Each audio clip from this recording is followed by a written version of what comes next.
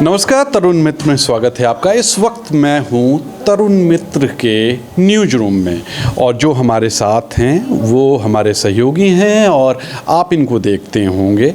नाम है इनका करमवीर। करमवीर लगातार स्टूडियो से ही समाचार और अपनी चीज़ों को प्रस्तुत करते हैं। नाम है फॉलो अप इनके कार्यक्रम का। आज मैंने सोचा कि इनसे बात किया जाए। आप लोगों से, जनता से मैं बात करता आया हूँ, लगातार करता हूँ, करता रहूँगा, लेकिन आज मैंने सोचा करमवीर से बात किया जाए कुछ समाचार को लेकर, कुछ खबरों को लेकर। लगातार करमवीर, जो खबरें चल रही हैं बाजार में, राम मंदिर को लेकर, एक हफ्ता बाकी है उनके उत्सव को लेकर, क्या कहेंगे? कुछ विवाद है, क्या लगता है विवाद ठीक है या खाली उछाला जा रहा है? तुषार जी, पहले तो आपका बहुत बहुत धन्यवाद कि आपने हमें मौका दिया। आप पब्लिक के बीच में रहते हैं, आप पब्लिक का परसेप्शन समझते हैं कि पब्लिक क्या सोचती है। राम मंदिर हो या राजनीति हो या किसी भी मुद्दे पे, एक हफ्ता बचा है। आज 14 तारीख है, 22 को प्राण प्रतिष्ठा होनी है। राम के बारे में, राम का जब शब्द आता है राम, जब हम राम कहते हैं तो रा के आगे बड़ा की मात्रा होती है, माँ होता है राम। मतलब सांस खींचते हैं और सांस फिर छोड़ते हैं। राम के बारे में एक बहुत अच्छा श्लोक है कि रमन्ते योगिता यस्मिन् सा रामा। मतलब इसका अर्थ हुआ कि जिसमें योगी लोगों का मन रमण करता है उसको राम कहते हैं। इसीलिए हमारे यहाँ हिंदू धर्म में जब कोई मरता है उसको शमशान घाट ले जाते हैं तो एक वाक्य कहते हैं, राम नाम सत्य है। ये इसीलिए कहा जाता है कि राम का नाम सत्य है। 22 तारीख को मोदी जी आएंगे, योगी जी आएंगे, महामहिम राज्यपाल उत्तर प्रदेश आएंगी। लेकिन इसमें खूबसूरती बात यह है कि भारत के राष्ट्रपति महामहिम द्रौपदी मुर्मू को कल परसों दिया गया है न्योता, वो नहीं आ रही हैं। वो अपने सुविधा अनुसार आएंगी। आडवाणी जी का आज लेख निकला है, आज ही राजधर्म मैगजीन में, लंबा चौड़ा है, उसको 22 तारीख को बांटा जाएगा। अच्छा, मतलब वो नहीं जाएंगे? वो आएंगे, लेकिन वो ताली बजाएंगे कि गर्भगृह में जाएंगे, God knows only, I don't know. लेकिन इसके साथ एक मज़ेदार बात है, चारों शंकराचार्य जो हिंदू धर्म के, सनातन धर्म के, जिस पे अभी बहुत बड़ा विवाद किया, विहिप ने किया, संघ ने किया, वो नहीं आ रहे हैं। चार के चारों ने डिनाई कर दिया है। उसके ऊपर एक भारत सरकार, मोदी जी के केंद्रीय मंत्री हैं नारायण राणे, गुंडा टाइप के, उनकी भाषा अश्लील होती है। हाँ, महाराष्ट्र से आते हैं और वो किसी भी दल में उनका उपस्थिति भी रहे हैं, कांग्रेस में भी रहे हैं, वो मौका परस्त टाइप के। तो उन्होंने क्या कह दिया? और उन्होंने कहा कि ये शंकराचार्य कौन होते हैं हिंदू धर्म में, इनका क्या योगदान है।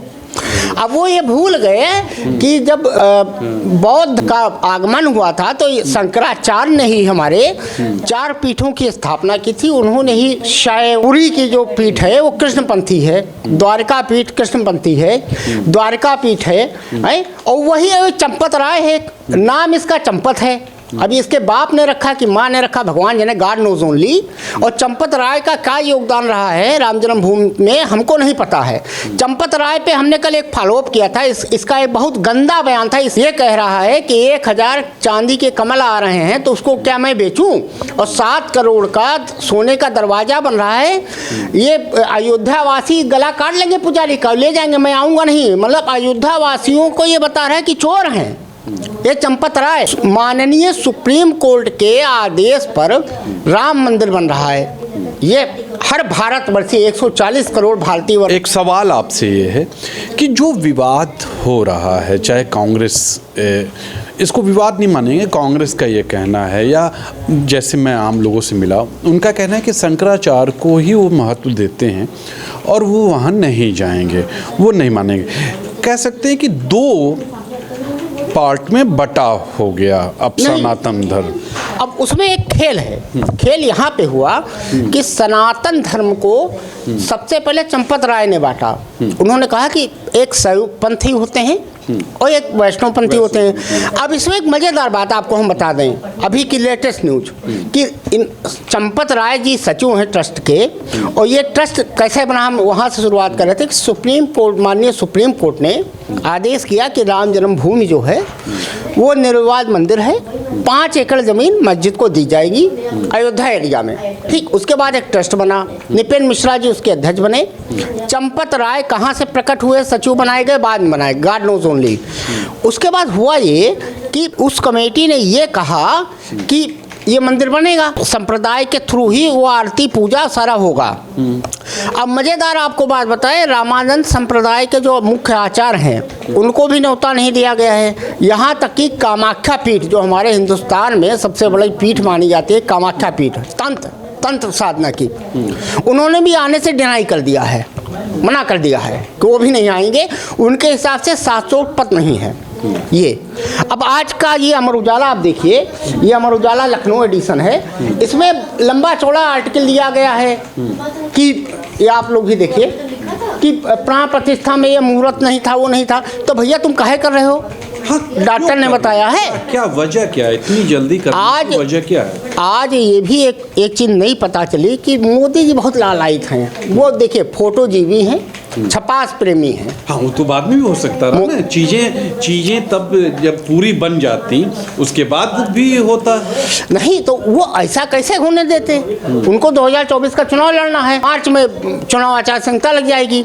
राजीव कुमार साहब हैं मुख्य चुनाव आयुक्त, एक हमारे यूपी के चीफ सेक्रेटरी हैं अनुप चंद पांडे, हमारे पड़ोसी हैं सौभाग्य से, महानगर में मैं भी रहता हूँ, वो भी रहते हैं। जब हमारे यहाँ बारिश होती है, जब पानी भर जाता है, तो जो चुनाव आयुक्त हैं अनुप चंद पांडे उस समय चीफ सेक्रेटरी हुआ करते थे, तो हमारे यहाँ पानी भर जाता था घुटनों तक। अनुप चंद पांडे कभी साफ नहीं करवा पाए। नगर निगम को भी रेटिंग मिली थी। 2 दिन पहले नगर आयुक्त का, अपर नगर आयुक्त का एक आ रहा था बयान कि हमको ये मिला स्टार, वो मिला स्टार। मतलब जो बरसाती पानी है, मैं आपको बता दूं, ये उनके घर के बाहर लगता है और वो नहीं ठीक करवा पाए आज तक। ये उनके पड़ोसी हैं, इनका कहना। बहुत मृदुभाषी हैं, तो उनको चुनाव आयुक्त बना दिया गया है। अब आप सोचिए, ऐसे लोग जब चुनाव आयुक्त होंगे तो फिर ईश्वर जाने कि क्या होगा देश का। प्रभु समरथ कौशलपुर राजा, जो कुछ करें उन्हें सब छाजा, ये रामचरितमानस में तुलसीदास ने लिखा है। चलिए अब फाइनल पे आते हैं कि क्या लगता है आपको, ये कार्यक्रम जो है ये टोटल मोदीमय ही है, जैसा कि आपने भी बताया, लोग बता रहे हैं। ये जो हमारे मुल्क की जनता है, ये मोदी जी के साथ दिखती है कि शंकराचार्य के साथ दिखती है? आपको क्या लगता है? सबसे बड़ी बात तो ये है कि आप सबसे पहला ये सोचिए कि आमंत्रण पत्र बांटा जा रहा है, उसमें प्रधानमंत्री मोदी का नाम सबसे ऊपर, सेकंड नंबर पे मोहन भागवत, गर्मामय उपस्थिति उसमें लिखा हुआ है। तो लोगों का तो यही कहना है ना कि मोदी जी ने बनवाया। नहीं तो राष्ट्रपति को आपने न्योता क्यों दिया प्रभु? मोदी जी ने बनवाया। अरे मोदी जी ने कैसे बनवा दिया? आज आर्टिकल निकला राजधर्म में, आडवाणी जी का, लाल कृष्ण आडवाणी जी का, आडवाणी जी उसमें लंबा चौड़ा व्याख्यान दे रहे हैं। ये आडवाणी जो ही है जिनको निमंत्रण पत्र दिया गया हिंदुस्तान में। मैंने अपनी याददाश्त में, जब से मैं पैदा हुआ हूँ, मैं हिंदू हूँ, हिंदू धर्म का पालन करता हूँ, मेरा परिवार हिंदू है, ठीक, अभी बौद्ध नहीं हुआ है।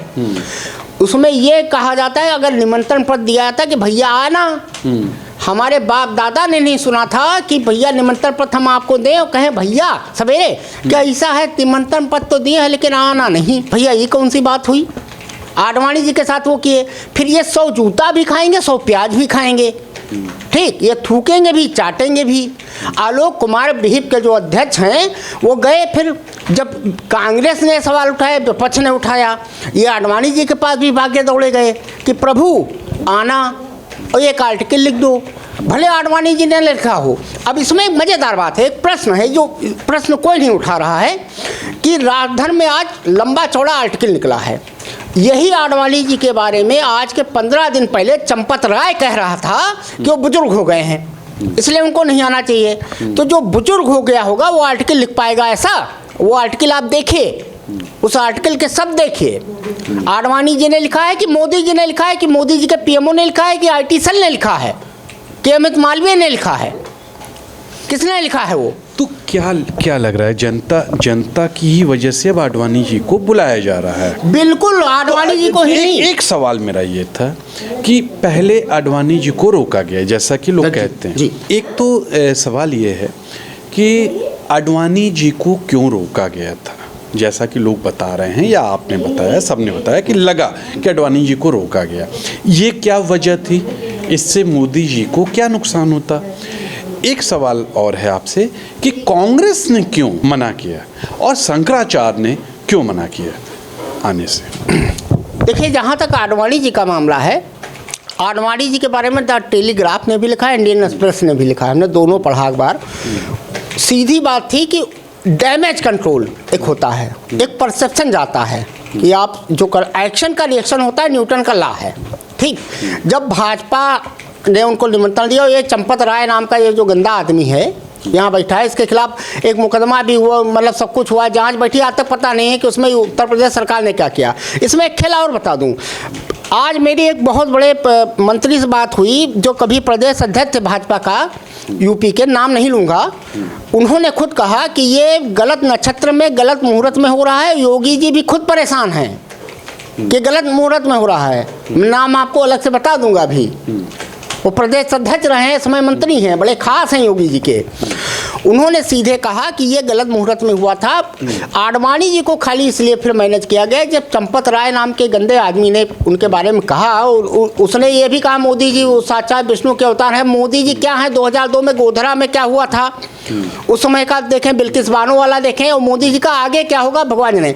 सबसे बड़ा सवाल ये है कि 22 तारीख को जितने ये अमर उजाला से लेकर सब अखबार लिख रहे हैं, प्राण प्रतिष्ठा होगी, कलश ध्वज का अलग मामला है। जब भी हिंदू धर्म में कोई पूजा होती है तो अगर आप विवाहित हैं, मैं ब्राह्मण हूँ, हिंदू हूँ, तो आप पति पत्नी के साथ बैठ के पूजा करेंगे तभी वो सफल होगा।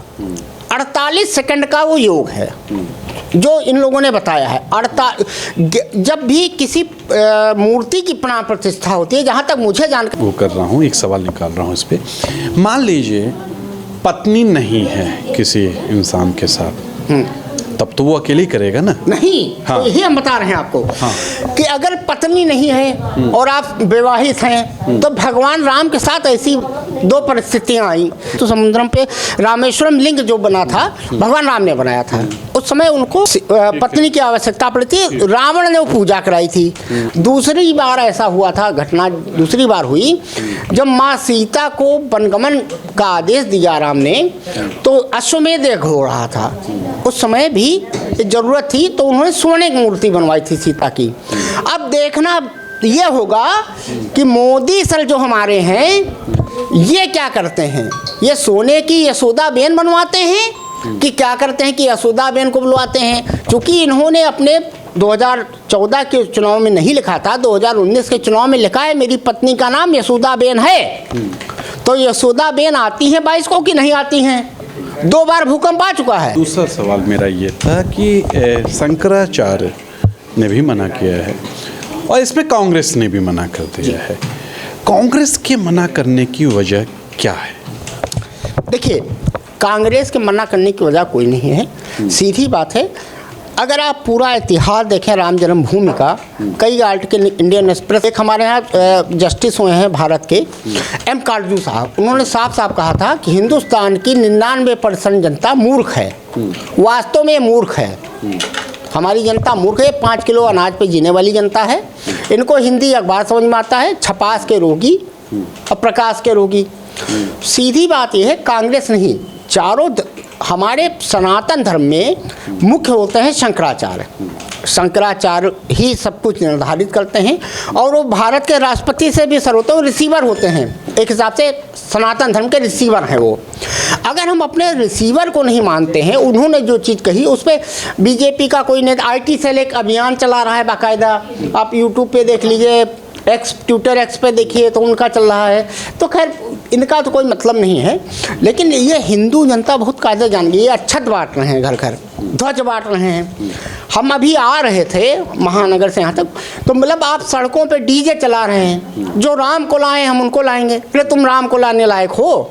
कर्नाटक बीजेपी ने, आपको याद होगा, पोस्टर चलाया था, आपने उस पर पब्लिक से एक सवाल भी पूछा था, उंगली पकड़े थे ये मोदी सर, जिनको चंपत राय बता रहा था कि विष्णु हैं, ये JP नड्डा बता रहे थे देवों के देव हैं। एक हमारी है माननीय जगदीप धनखड़ साहब, तो कह रहे थे कि गांधी जी जो थे वो तो महापुरुष थे, और यो मोदी जी जो हैं युग पुरुष हैं, और मैं जाट हूँ, और जाट की कमर झुक गई।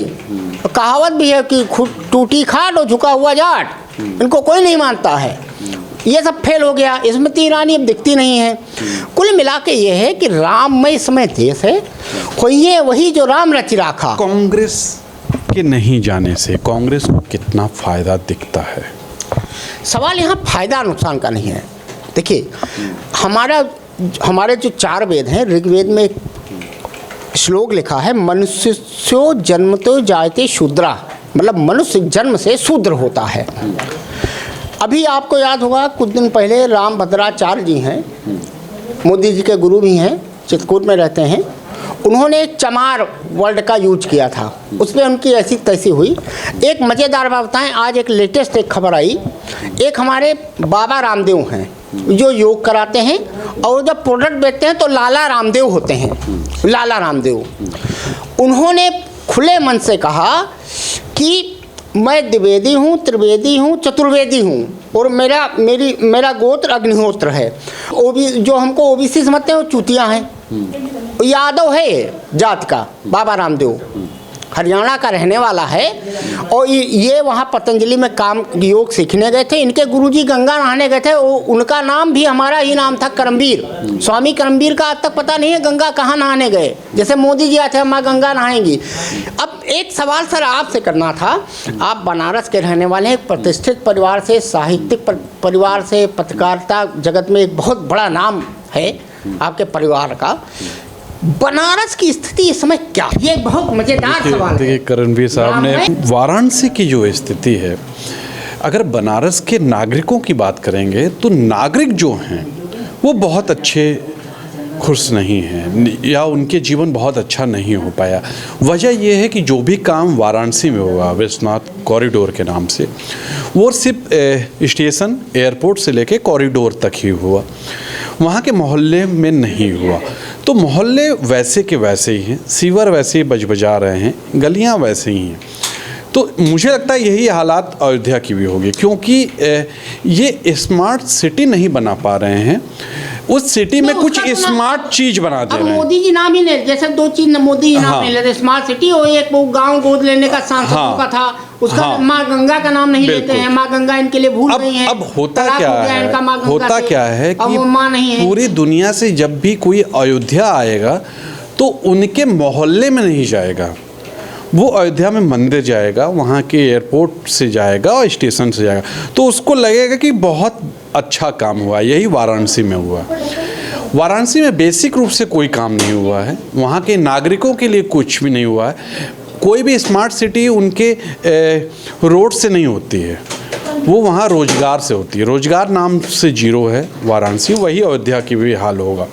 तो कहा जाए तो स्थितियाँ बहुत अच्छी नहीं हैं। हाँ, कॉरिडोर जो भी बना रहे हैं, चाहे मंदिर जो भी बना रहे हैं, वो बहुत अच्छा बना रहे हैं। बाहर के लिए वो शहर बहुत अच्छा हो गया है, लेकिन उन शहर वासियों के लिए अच्छा नहीं है। नहीं, जैसे अखबार में भी निकला कि अयोध्या में इतने पर्यटक आ रहे हैं, 66,000 करोड़। रवीश कुमार ने एक इस पर शो किया बाकायदा, कितने इंडिया में नहीं आए पर्यटक, नहीं जितने ये एक पुराने हालात है। आपको बता दें, जब किसी की रैली भी होती है तो 5,000 लोग आते हैं तो उसको कहा जाता है कि 10,000 लोग आए, दूने से चौगुने कहे जाते हैं।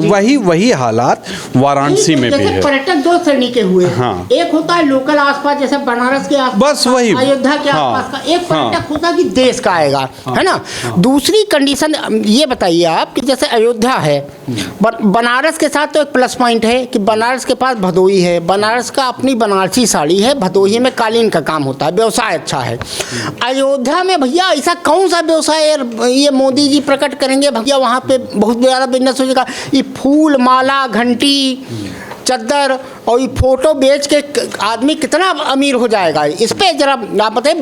बनारस के हैं, चूंकि आप हैं तो आप बनारस और भदोही से लेके अयोध्या तक सब घूमते रहते हैं, आप देखते हैं, तो आपको क्या लगता है? आपका बहुत अच्छा सवाल है। मुंबई के बारे में मुंबई बहुत लंबे समय तक रहे, तो मुंबई से तुलना कीजिए। वो बहुत बड़ा है। मैं आपको हल्के में ही बता दूं, जब कहा जाता है कि मैं फिल्म सिटी की बात कर लूं, जब कहा जाता है कि मुंबई की जगह अब यूपी में फिल्म सिटी सिटी बनेगी, तो सबसे पहली बात मैं बता दूं कि मुंबई में फिल्म सिटी बनी क्यों, ये सबसे बड़ा रीजन है। आपको बता दें वजह। आपको रुकूंगा आपके बारे में, दर्शकों को ये भी बता दूं कि तुषार जी जो हैं, ये लंबे समय तक इन्होंने फिल्मों में काम किया है, संगीत में काम किया है, इनका बहुत बड़ा योगदान रहा है। और बड़े बड़े संगीतकार, फिल्म निर्देशक से लेके सबसे इनका बहुत पर्सनल परिचय है, इन्होंने काम भी किया है।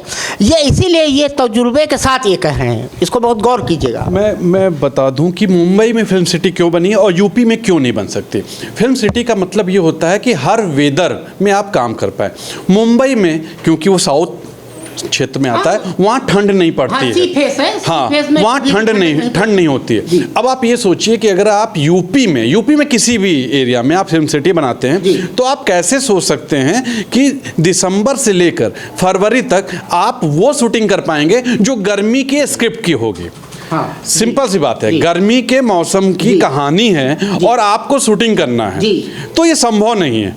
ये संभव मुंबई या मद्रास में ही संभव होता है। जैसे रामू जी फिल्म सिटी टक्कर लेती है, वो वजह यही है, रामू जी इसीलिए फेमस है। हाँ, ये मैं हल्के में बता रहा हूँ, उस पर मैं फिर से कोई बताऊंगा। तो इसलिए यूपी में फिल्म सिटी सक्सेस नहीं हो सकती। यहाँ सिर्फ 4-5 महीने ही फिल्मों की शूटिंग हो सकती है, जाड़े में संभव नहीं है।